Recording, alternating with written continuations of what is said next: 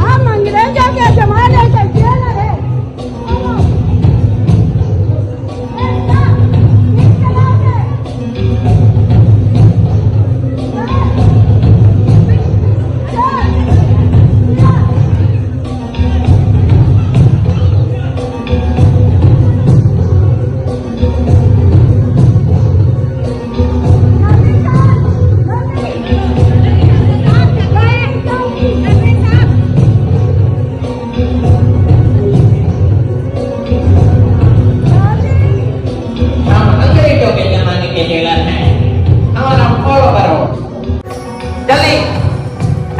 इधर नहीं देखेगा, सीधा चल, चल सीधा चल।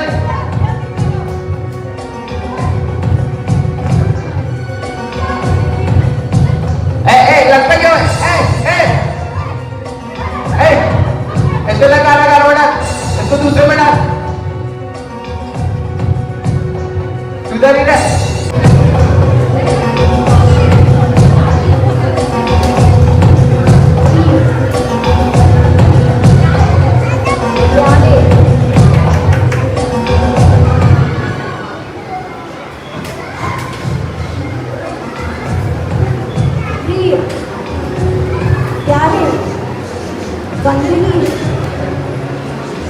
एप्लीकेशन लिख के जानी चाहिए ना शुरुआत में।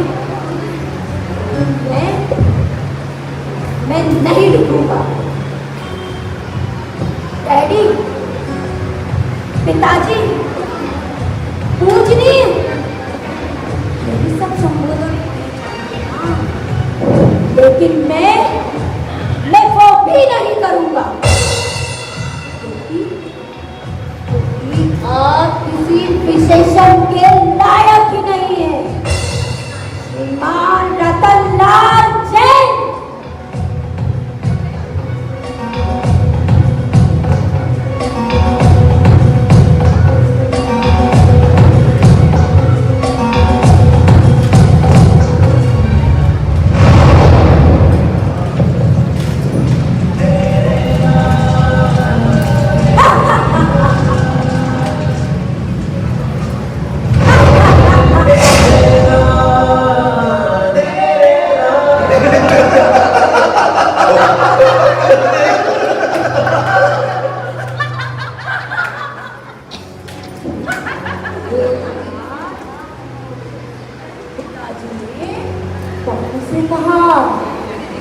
पप्पू, तेरी रोज रोज की शरारतों से हर रोज मेरा एक बाल सफेद होता जा रहा है।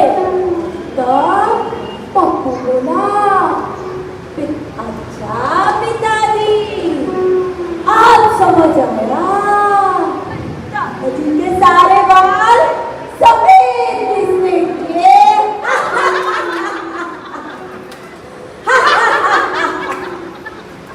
एक बार टीचर ने पप्पू से कहा, ए पप्पू, तेरे गांव में किसी बड़े आदमी ने जन्म लिया है? तो पप्पू बोला, नहीं सर, मेरे गांव में तो सब छोटे छोटे बच्चे ही जन्म लेते हैं।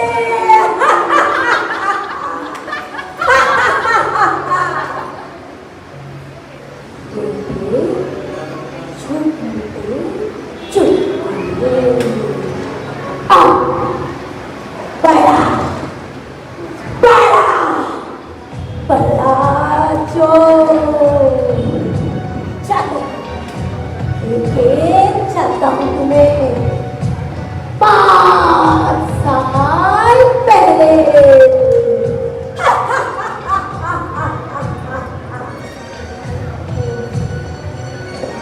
कैसे लॉस हो सकते, तुम कुछ काम से नहीं करते।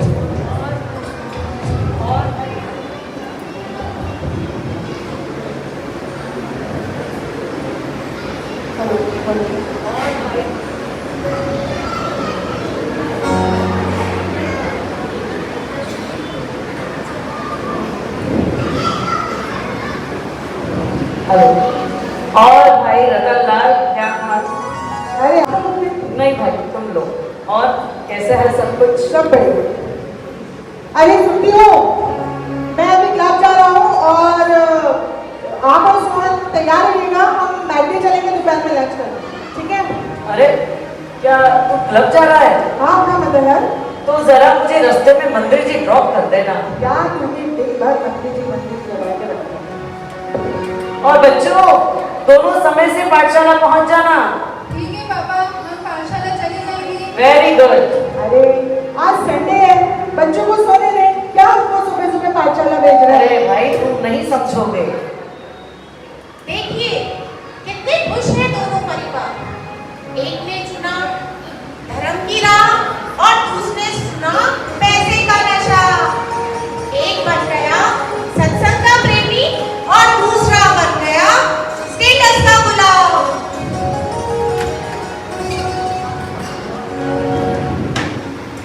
आप सोच रहे होंगे इसमें हंसी कहाँ आई, हंसना कहाँ आया? अरे सब्र करो सब्र, हंसी के तो फव्वारे छूटेंगे। बहुत बड़ा जोक है।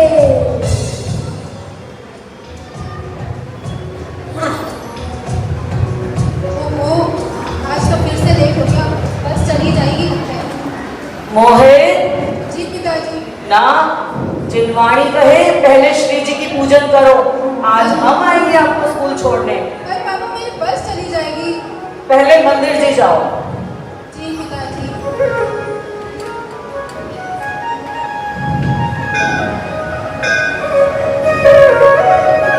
चले पिताजी। हाँ बेटा चलो। पापा आज आपकी वजह से मैडम की डांट खानी पड़ेगी। और आज जो तुम इतनी देरी से उठे उसका क्या? एक दिन अगर पूजा नहीं करता तो पता नहीं क्या फर्क पड़ जाता। बेटा अगर एक दिन स्कूल नहीं जाते तो क्या फर्क पड़ जाता? फर्क पड़ता है बेटा, शाम को समझाऊंगा। चलो बाय बाय। अरे संभल के बेटा संभल के। ओके बाय पापा।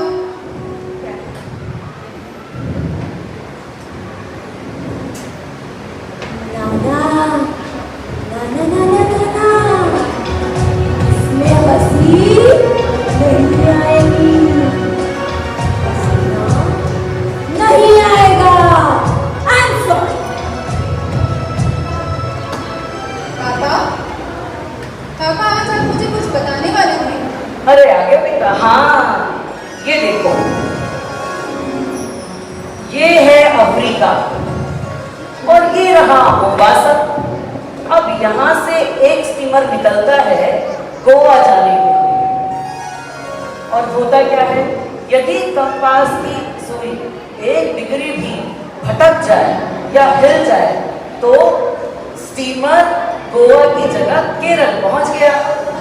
तो हुआ क्या, कंपास की डिग्री तो मात्र 1 डिग्री ही हिली अपने स्थान से, लेकिन स्टीमर अपने गंतव्य स्थान से भटक गया, वो भी कितना, 500 मील। बेटा ऐसा ही जीवन है, यदि जीवन में एक दिन भटक जाए तो सालों बाद पूरा जीवन भटक जाता है। अच्छा ये बताओ तुम्हारी पाठशाला कैसी रही? पाठशाला? पर पापा मैं तो ट्यूशन जाके आया हूँ। वो क्या? मेरी टीचर। क्या क्या कह रहे हो? पाठशाला वर्सेस ट्यूशन, और ट्यूशन जीत गया? अरे पापा, पाठशाला वर्सेस ट्यूशन की बात नहीं है, ये मेरे फ्यूचर का सवाल है। फ्यूचर? फ्यूचर की चिंता तुम सत्संग पर छोड़ोगे या ट्यूशन पर? भगवान पर छोड़ोगे या पाठशाला पर? मुझे लगता है तुम्हारे ट्यूशन टीचर से मुझे मिलना ही पड़ेगा। चलिए। ठीक है पापा।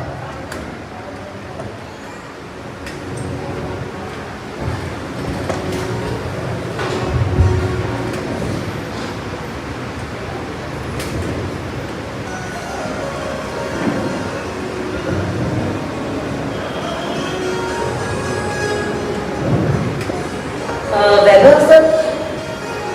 जय श्री मदनलाल जी, जय श्री। जय श्री। जय हिंद सर। जय बैठिए मदनलाल जी।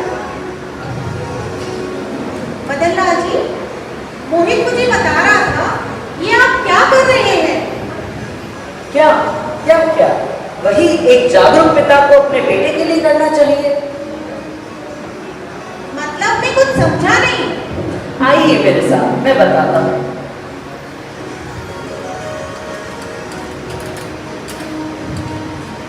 वैभव सर, ये क्या है? ये मदनलाल जी, ये तो दीपक है। दीपक? दीपक नहीं, आग है आग। यदि सिमटी रहे तो दीपक और भड़क जाए तो दावानल। मतलब सर, बालक यदि आध्यात्मिक संस्कारों में सिमटा रहे तो उसका जीवन कुल दीपक के समान हो जाता है, और अगर भटक जाए तो खानदान को बर्बाद कर देता है। सत्संग देना ही होगा। दे रहे दुरुस्त आए सर। पाठशाला मोहित की आंख को संवार कर कुलदीपक का रूप देगी, और सिर्फ शिक्षण क्या देगा? पैसे, प्रतिष्ठा, सुविधाएं, क्या इन सब में जीवन की पूर्णता है? नहीं। क्या आप यही सब देना चाहेंगे अपने बेटे को? सही है मदनलाल जी, आप सही कह रहे हैं। मोहित बेटा, एक काम करना, तुम मेरे बेटे को भी अब साथ में पाठशाला ले जाना। जी सर। और मैं ट्यूशन का समय बदल दूंगा। ठीक है सर। बहुत अच्छे। मदनलाल जी, एक बात तो बताइए, करिए। यदि मैं ट्यूशन का टाइम नहीं बदलता तो आप क्या करते? जाहिर सी बात है, मोहित दूसरी क्लासेस में जाता। एनीवेज, हाँ के लिए धन्यवाद। जय जी। जय जी। ये शोक सभा है या अरे असली मजा तो सत्संग में ही है, लेकिन पप्पू के पिता ने पार्टी बुलाई है। अरे कौन है ये पप्पू के पिताजी?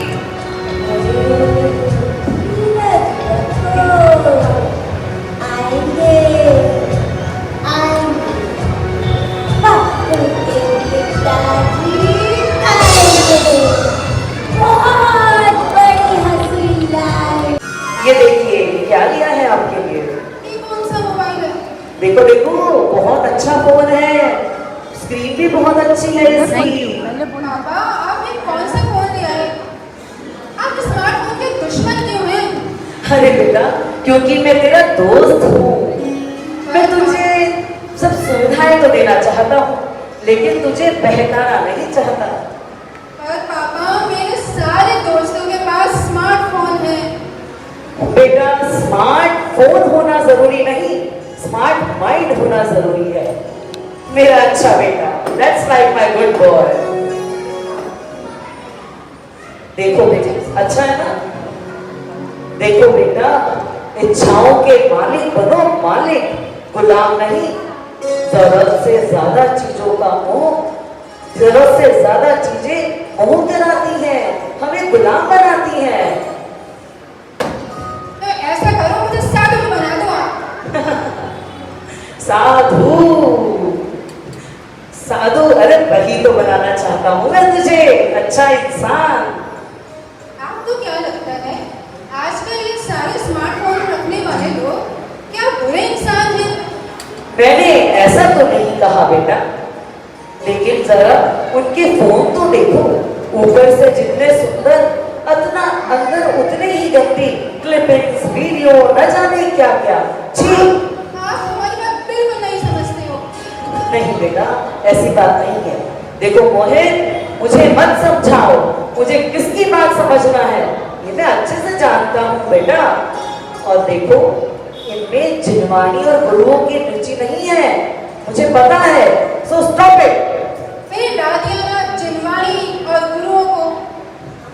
क्यों नहीं लाता है? क्यों नहीं लाता मैं जिनवाणी और गुरुओं को बीच में? आजकल के कलयुग में बच्चों को कंट्रोल करने के लिए सिर्फ जिनवाणी, गुरु माँ और पाठशाला ही तो एक साधन है। देखो मोहित, जिद करना तुम्हारा शस्त्र है और मेरा ब्रह्मास्त्र है जिनवाणी, गुरु माँ। पिताजी प्लीज स्मार्टफोन दिलाओ ना। हाँ बेटा, मेरा अच्छा बेटा। देखो बेटा, बहुत सोच समझ के मैं तुम्हारे जीवन का गठन कर रहा हूँ। मुझ पर विश्वास करो बेटा। जिनवानी और जिनागम के मार्ग पर चलने वाला मेरा बेटा जीवन में कभी दुख नहीं उठाएगा, मुझे पूरा विश्वास है। अजीब है आपके ये बंधन, ना तो तोड़ सकते हैं और ना ही सह सकते हैं। देखो बेटा, संयम को बंधन नहीं कहते और धर्म के बंधन बंधन नहीं, मुक्ति का साधन है। चलो मैं तुम्हें कुछ दिखाता हूँ।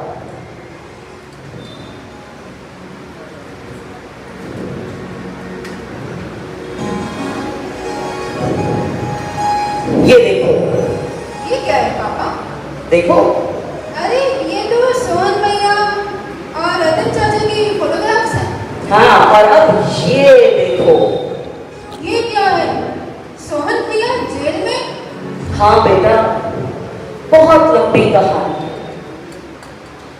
आज तक तो सोहन अपने पिता का नाम भी सुनना पसंद नहीं करता। जब भी उसके पिता का जिक्र आता है तो वो अंदर चला जाता है। पर अब कल जो मैं उससे मिलने गया तो उसने मुझे ये लेटर दिया और कहा, अंकल ये लेटर आप मेरे पिताजी को देना। बस आज ये लेटर देने मैं जेल जा रहा हूँ। मैं भी चलूं पापा आपके साथ? हाँ बेटा, आओ।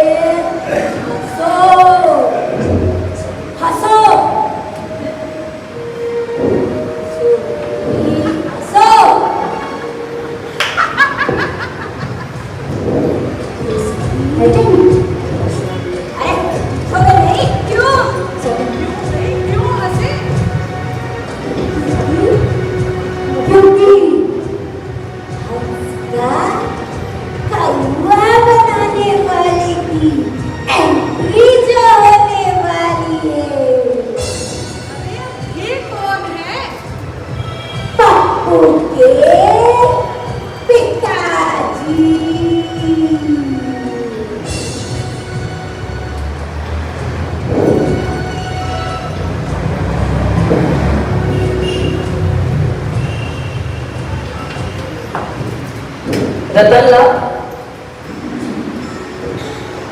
आओ क्या क्या समाने के साथ अपने बच्चे को देना कोई गुनाह है? हाँ, जमाने के साथ बच्चे को चलाना गुनाह है। तुम्हें बच्चे को जमाने के साथ नहीं, धर्म के साथ चलाना चाहिए था।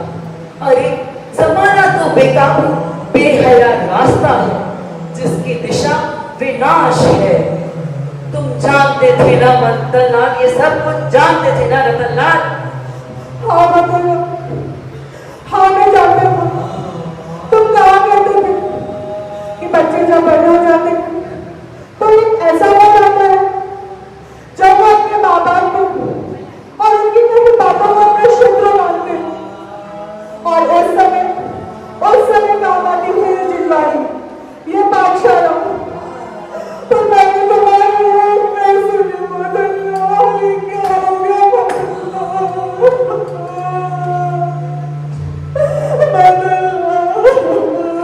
धीरज रखो, धीरज रखो। कैसे धीरज रखूं बदलना? एक तरफ तुम्हारी चेतावनियां मुझे याद आती है और दूसरी तरफ मुझे मेरा बेटा सोहन याद आता है। बदलना, मैं क्या करूं बदलना, मैं क्या करूं? धीरज रखो भाई, धीरज रखो।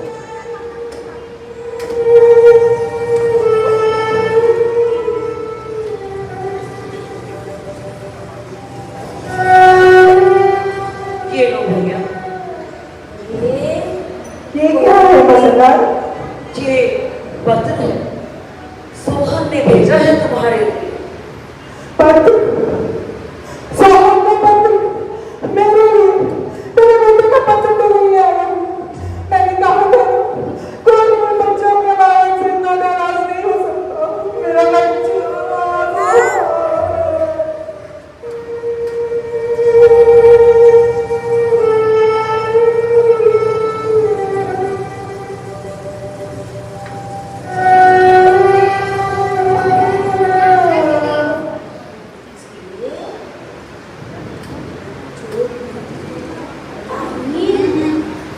यदि है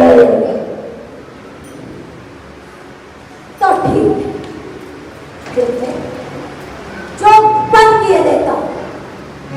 चुप हो जाओ सब। मोहन, जटिल की बात आगे बढ़ाओ बेटा।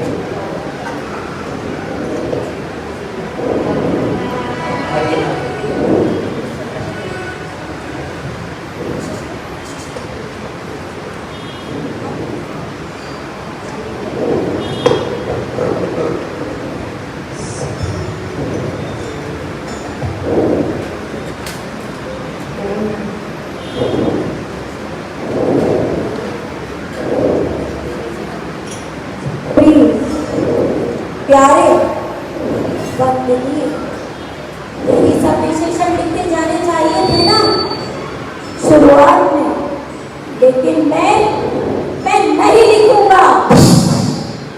डैडी, पिताजी, पूजनीय, यही सब संबोधन किए जाने चाहिए ना, लेकिन मैं वो भी नहीं करूंगा। पता है क्यों? क्योंकि आपको कोई विशेषण दिया ही नहीं जा सकता। श्रीमान रतनलाल सेन,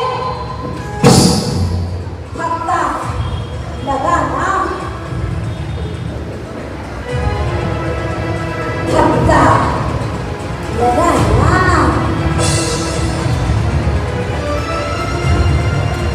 पक्का लगना भी चाहिए था, क्योंकि धक्का देने का सिलसिला आपने ही शुरू किया था।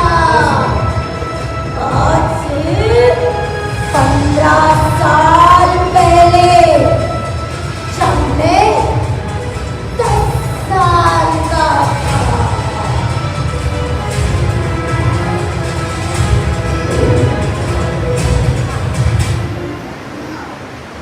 स्कूल बस आ गई बेटा।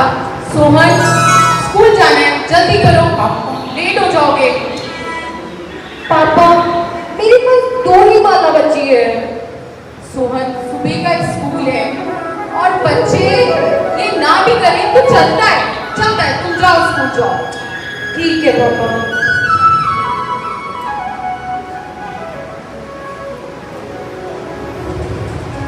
सब चलता है, सब चलता है। आपको पता भी है, मेरे जीवन के सबसे पहली दरार आपने डाली थी पिताजी, आपने। और आज वही आईना टूट हो गया, बिखर गया पिताजी, बिखर गया। वाह वाह पिताजी, वाह वाह मेरे पिताजी, वाह। ऐसे तो बहुत सारे तोहफे दिए हैं आपने मुझे। हाँ, आपने पिताजी, आपने।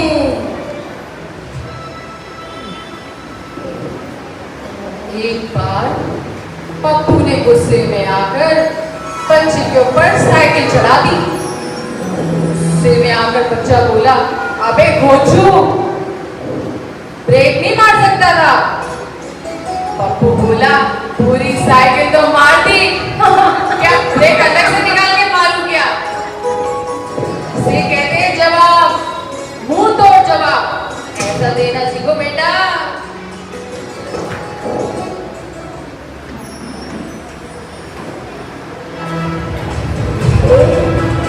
मुझे आज भी याद है पिताजी, आपके वो बेबुनियादी गुमराह कर देने वाले चुटकुले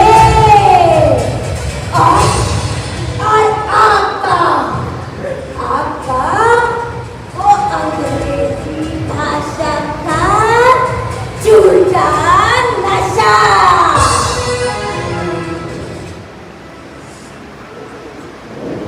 मुझे नहीं पीना ये, नहीं पीना।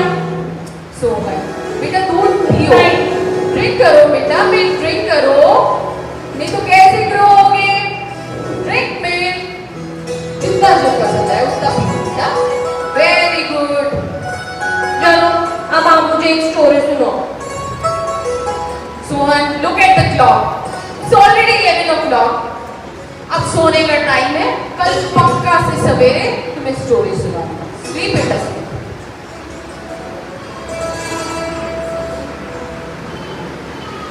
दिन ब दिन मैं ऐसे चौकियों में बसता जा रहा था पिताजी, जहाँ से जिंदा निकलना मेरे लिए नामुमकिन हो गया था। नामुमकिन हो गया था पिताजी।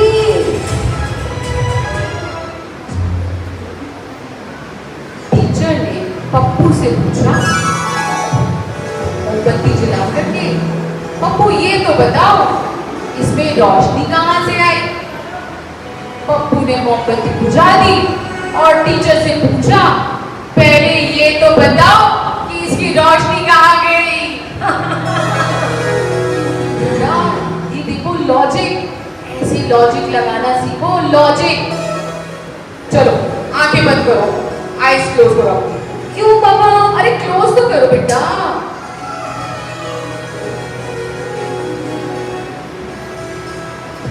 वाह, क्या? बोलो तो सही।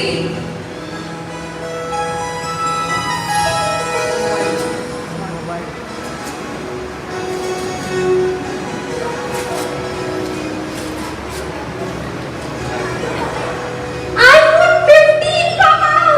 Wow, I love you so much!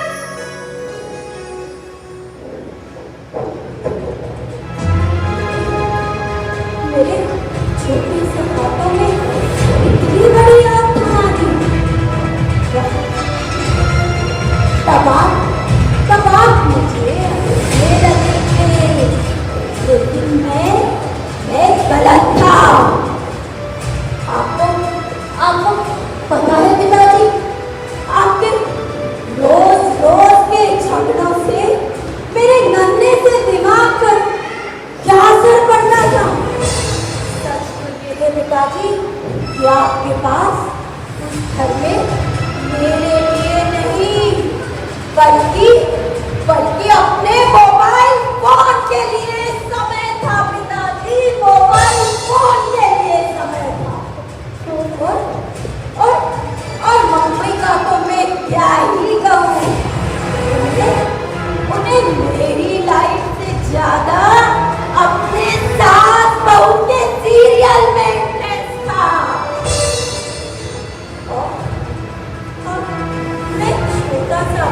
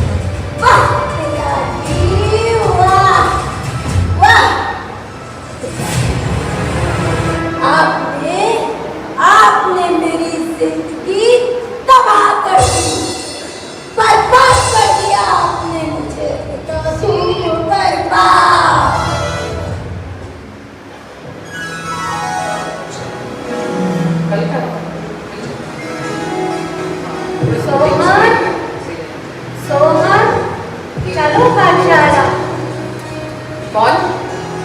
जय जिनेंद्र अंकल। जय श्री जय श्री। सोहन कहाँ है अंकल? पाठशाला जाना। अच्छा, तो आप ही हैं वो? आइए।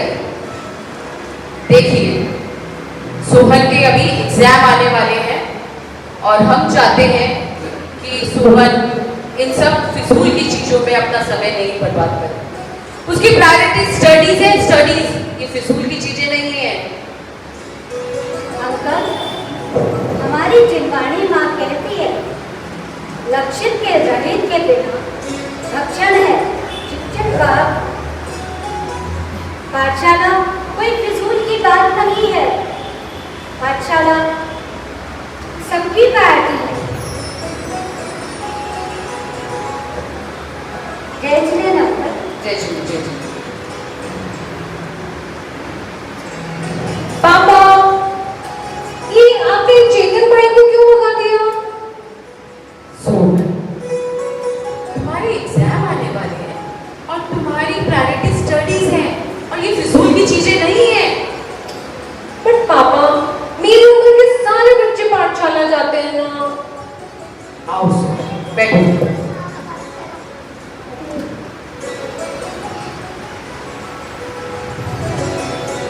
एक बार पप्पू ने, टीचर ने उससे कहा कि सभी बच्चे स्कूल के एक साथ समय पर आते हैं, तुम क्यों नहीं आते हो?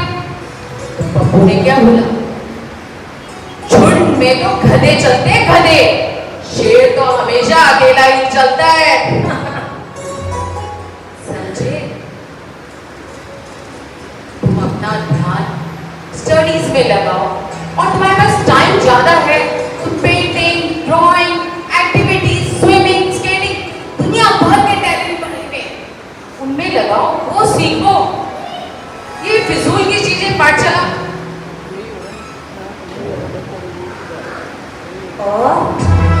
और उस दिन आपने मुझे शेर नहीं बना दिया था गधा।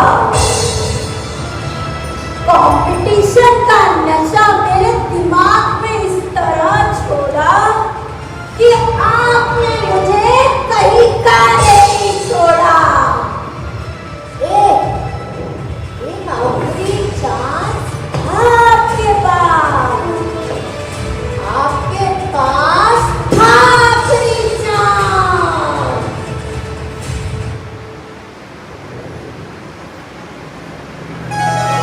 जय जिनेंद्र अंकल। जय जिनेंद्र पिताजी। जय जिने बेटा, जय जिने। कहाँ से आ रहे हो?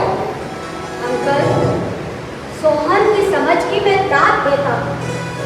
जन्मदिन मंदिर में मनाया, भक्ति कर किया, स्वाध्याय किया, रक्षा किया और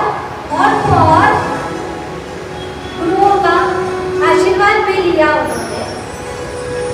और हाँ, एक बात अंकल, कल से हमारे पर्यूषण पर्व शुरू हो रहे हैं। सोहन को स्वाध्याय के लिए जरूर भेजिएगा। जय जिनेंद्र अंकल। जन्मदिन का आशीर्वाद दीजिए पिताजी। गॉड ब्लेस यू बेटा, गॉड ब्लेस यू। मैं कल से 10 लक्षण पर्व में जाऊंगा। सोहन, ये क्या रट लगा रखी है तुमने? तुम कोई साधु संत बनने जा रहे हो? पूजन, स्वाध्याय, भक्ति, ये क्या है? तुम्हारी प्रायोरिटी स्टडीज है। और ये तिलक, ये माथे पे तिलक किसने लगाया है? तुम कोई मंदिर के पुजारी हो क्या? हटाओ इस तिलक को।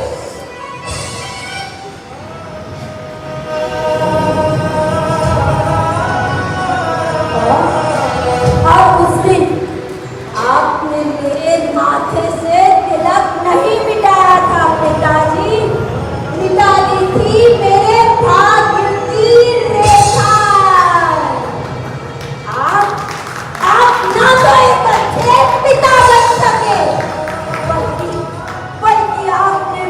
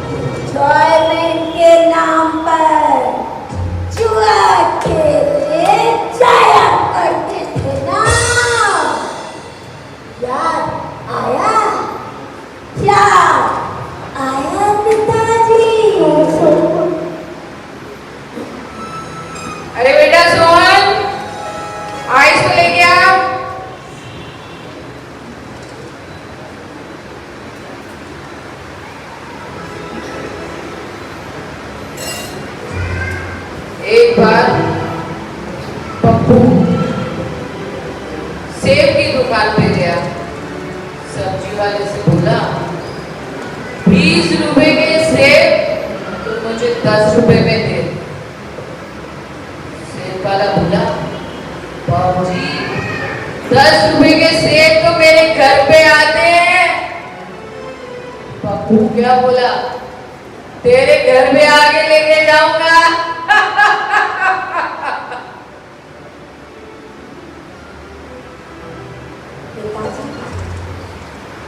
सिद्धांतों के आधार पर जिंदगी जी जाती है, लेकिन आपने तो जीवन के आधार पर ही अपने मन गढ़ंत सिद्धांत बना डाले।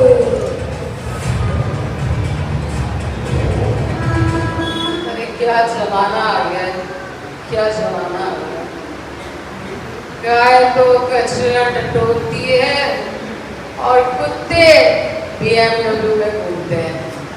क्या जमाना आ गया। अच्छे लोगों का जमाना नहीं है, अच्छे लोगों का जमाना नहीं है। मारो या भाग जाओ, पर मार कभी मत खाना, मार कभी मत खाना।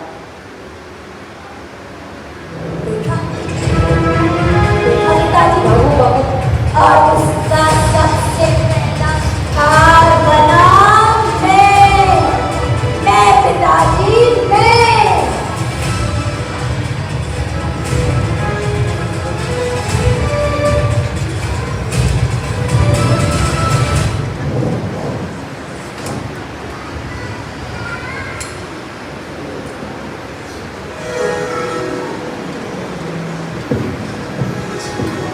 एक बार मेरे पापा ने मुझसे पूछा पप्पू भाई तुम ये सिगरेट क्यों पीते हो?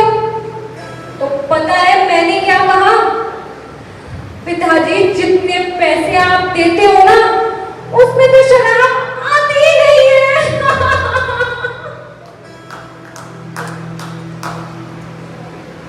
आप माँ बाप जैसा कर रहे थे मैं तो बिल्कुल वैसा ही कर रहा था। और देखो आप तो कॉपी करते करते मैं कहाँ से कहाँ आ गया। स्टेटस का नशा मेरे दिमाग में ऐसा चढ़ा कि अपने दोस्तों पर इम्प्रेशन जमाने के लिए जब मैंने आपसे तारीफ मांगी तो आपने भी अपनी स्टेटस की भूख को शांत करने के लिए मुझे मिला डाली महंगी वाली धूप चाय का।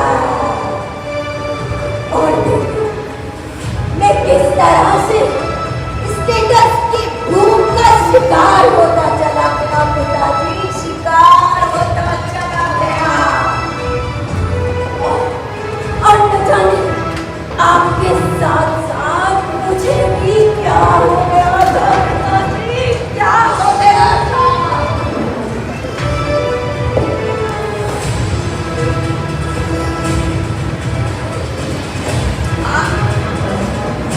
आज मेरा शरीर सुंदर बना है लेकिन मेरा हृदय, मेरी आत्मा और मेरा मन बदसूरत बनते जा रहे थे पिताजी, बदसूरत बनते जा रहे थे। जितनी मालाएं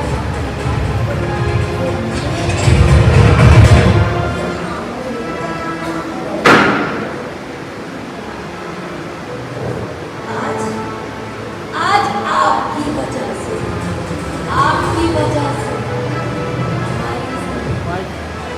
मेरी जिंदगी, आपकी जिंदगी एक मजाक बनकर रह गई है पिताजी, एक मजाक बनकर रह गई है।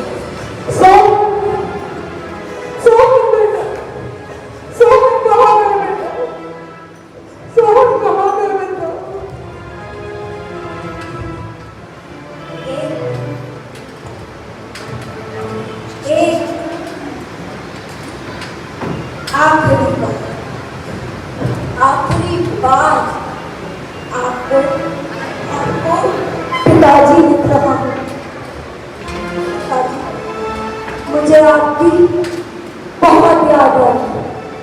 आप जैसे भी हैं, जो भी हैं तो मेरे पालनहार, मेरे जन्मदाता हैं आप। मैं एक आखिरी बार आपसे मिलना चाहता हूँ पिताजी।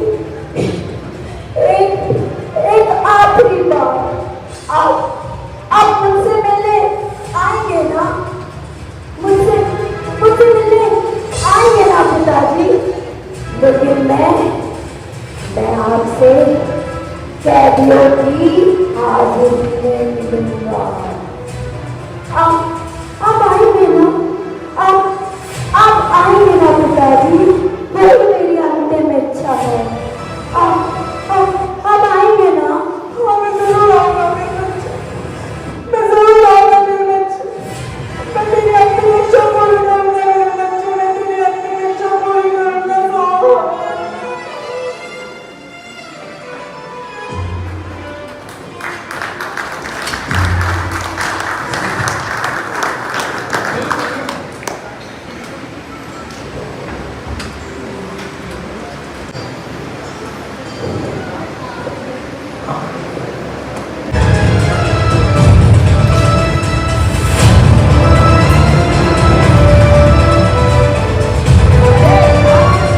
हम अंग्रेजों के जमाने के जीवन हैं। अन्य कैदियों की हाजिरी में कोई कैदी अपने रिश्तेदार से कैसे मिल सकता है? बात आपस में अकेले में होनी चाहिए। कायदा है, कानून है। हाँ, और ये सोहन भी अजीब जिद लेकर बैठा है। कैदियों की हाजिरी में ही बाप से मिलूंगा। पता नहीं क्या चाहता है वो। और ये सरकार भी अजीब है, हर अंतिम इच्छा पूरी करती है। कलयुग है, कलयुग। नहीं, घोर कलयुग, घोर कलयुग। हाँ।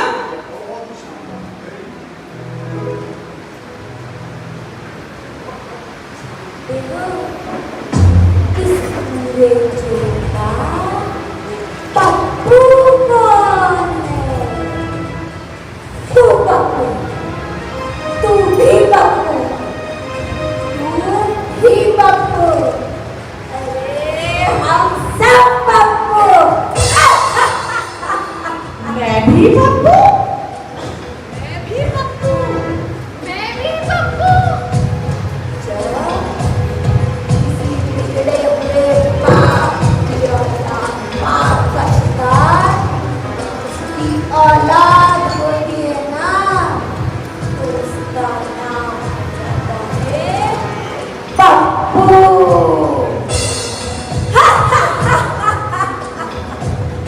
अरे हंसो, हंसो, और सबसे ज्यादा मुझ पर हंसो, क्योंकि मैं हूँ बड़े चोर का बड़ा पप्पू।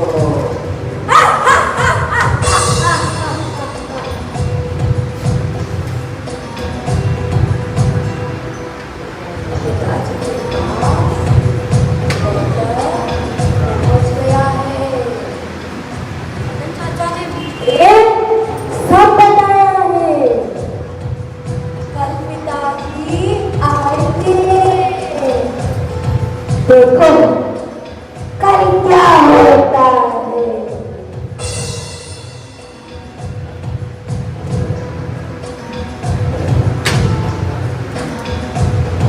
साहब, सोहन से मिलना है। बताते हैं, बैठ जाओ। बैठो।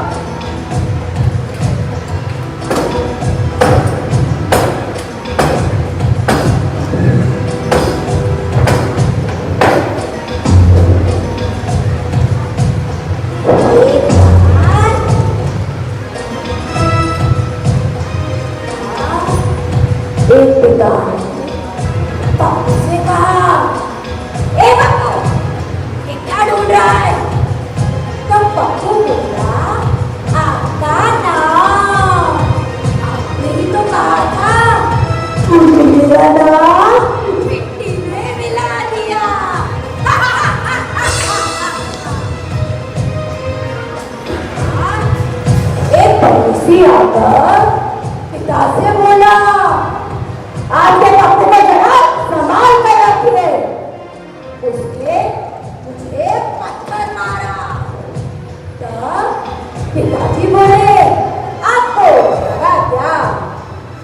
से बोला नहीं। तो पिताजी बोले तो फिर वो मेरा पप्पू हो ही नहीं सकता। मेरा पप्पू जब माँ बार करता है तो उसका बाल खाती नहीं जाता।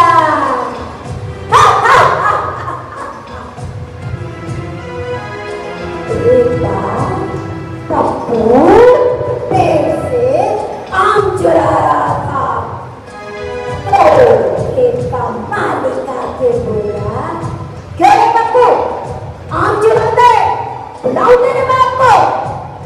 तो पप्पू बोला, मेरे पिताजी तो बगल वाले पेड़ पर ही चढ़े, कहाँ बुलाए बेटा।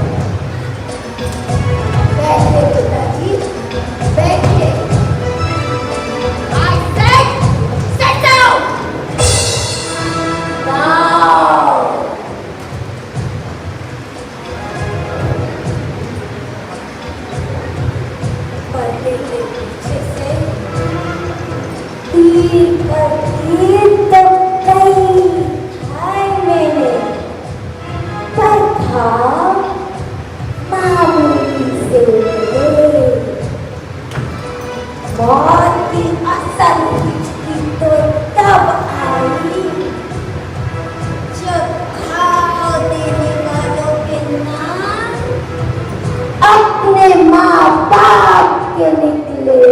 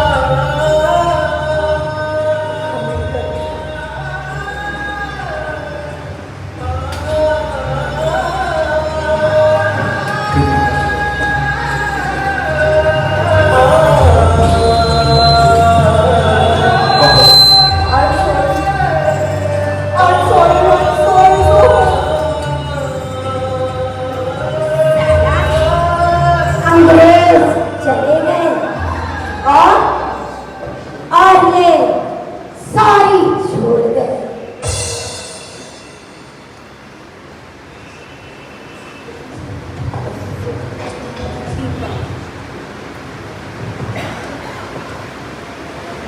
कितने क्रिटिकल होते हैं ये दीपक और कुलदीपक। बहक जाए तो विनाश कर दे और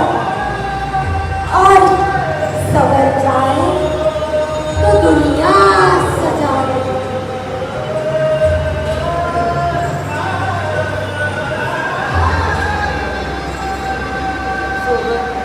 सोहन बेटा अपने पैसे से कर दे।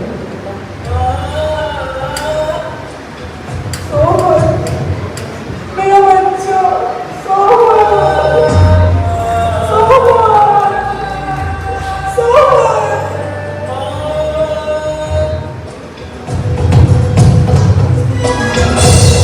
मुझे मार दो पिताजी, मुझे मार दो। ये क्या कर रहे हैं सोहन? ये आपके ही हाथों में मरना है पिताजी, मुझे मार दो।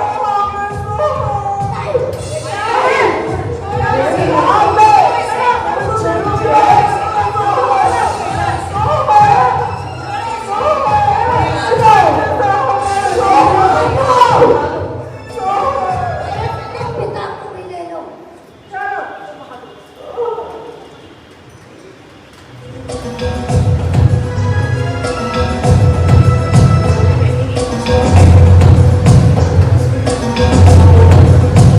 अभी 10 मिनट शेष है।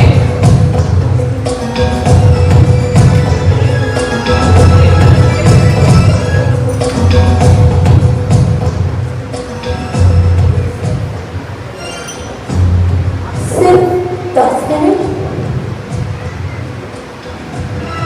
मतलब समय समान। लेकिन मेरे सवालों का जवाब कौन देगा?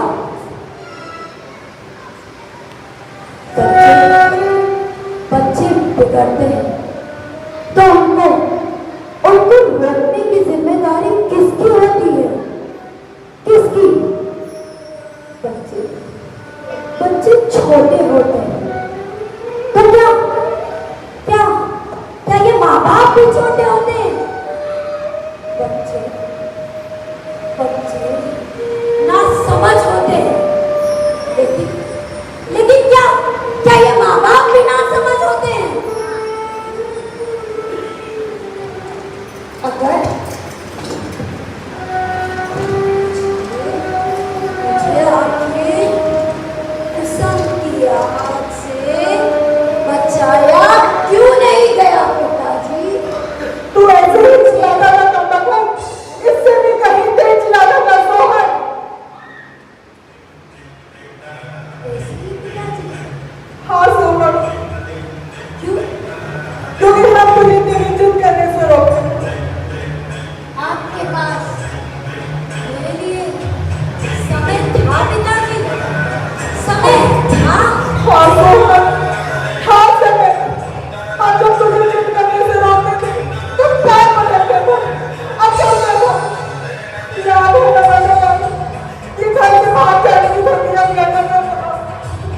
और हम इसकी जिंदगी आगे हार जाते थे, हम हार जाते थे। हार जाते थे। आप मुझे रोता हुआ छोड़ देते थे। मैं छोटा था, मैं स्कूल ना जाने की जिद किया करता था, तब आप मुझे घसीटते हुए स्कूल ले जाते थे। मैं तब भी रोता था, पर आप मुझे रहने देते थे पिताजी। जब मुझे बुखार आता था और मैं आपसे आइसक्रीम की जिद करता था, मैं तब भी रोता था, पर आप मुझे रोने देते थे। जब घर में मेहमान आते थे और मैं उनके सामने गाली मोड़ देता था, तब आप मुझे मारते थे। मैं तब भी रोता था पिताजी, मैं तब भी रोता था, और आप मुझे रोने देते थे। मैं हाँ बचपन में जब मैं आँख से खेलता था, तब भी आप मुझे रोने देते थे, डांटते थे, मारते थे। एक आँख से बचाया पिताजी, लेकिन Facebook, Twitter, internet, porn video, इन सब की मुझे धकेल दिया। एक आग से बचाया, लेकिन कुएं में धकेल दिया। आप जिन चीजों के आदी थे, आपने मुझे बड़ी शान से उसमें छोड़ दिया। आप मुझे नहीं बचा पाए पिताजी, नहीं बचा पाए, और आपने मेरी तबाह कर दी, और हो गया डेड एंड।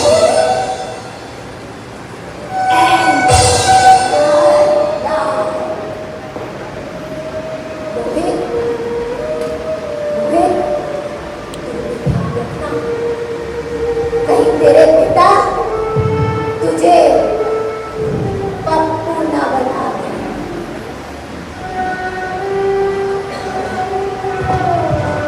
सोहन, अब बस करो भैया, बस करो, बहुत हो गया, अब बस करो।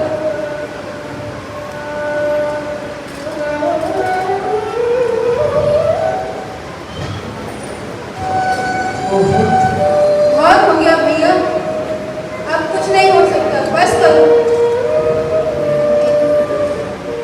बस किसे करना चाहिए, मुझे क्या पिताजी को? इनफ सोहन, इनफ, बहुत हो गया।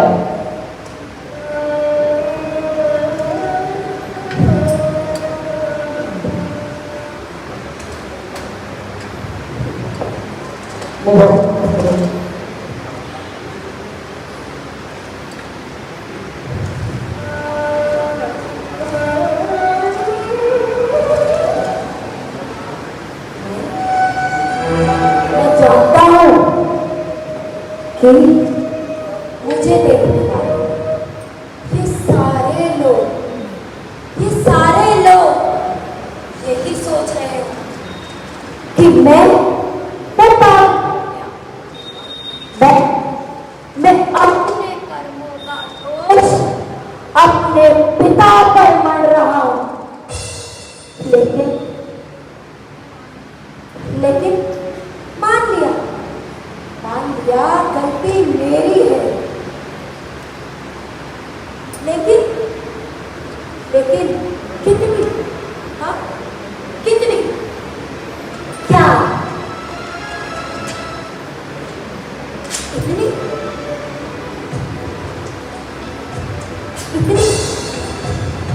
अगर इतनी गलती मेरी है तो इतनी पिताजी की भी है। अगर आधी गलती मेरी है तो आधी पिताजी की भी है। अगर मुझे सजा मिलनी चाहिए तो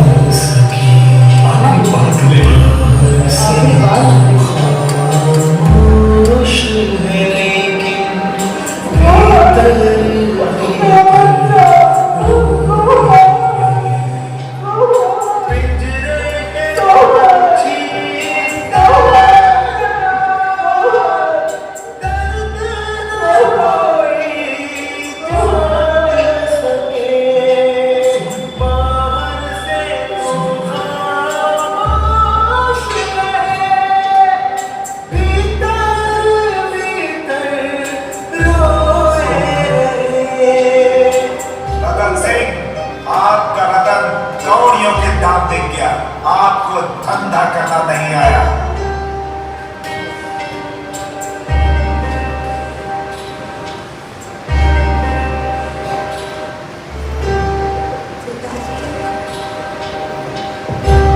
आपका दीपक बुझ गया पिताजी, बुझ गया। और कहानी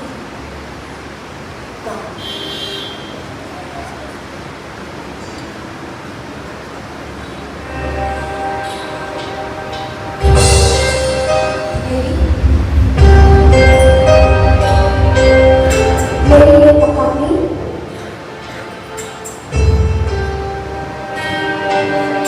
मेरी ये कहानी सुनाने का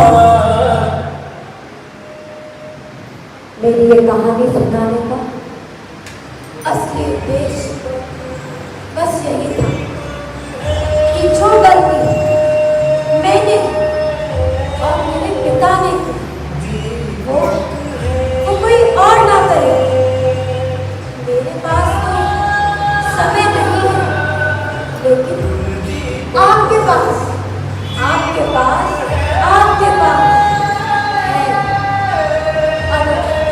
अगर मेरी इस कहानी से समाज में एक भी कुल दीपक, एक भी कुल दीपक मिलेगा, तो मेरी मौत सार्थक हो जाएगी और मैं भी बन जाऊंगा कुलदीपक।